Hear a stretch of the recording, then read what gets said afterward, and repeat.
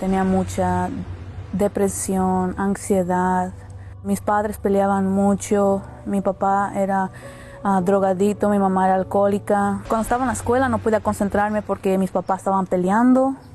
Ya sabía que iba a llegar y uno va a estar tirado en el suelo y el otro no sé dónde. Dormían de día, estaban despiertos de noche.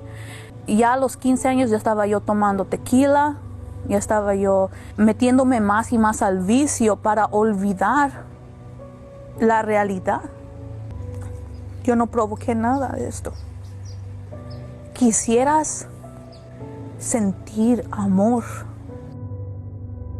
Mi esposo, que es mi esposo ahora, llegó a mi vida.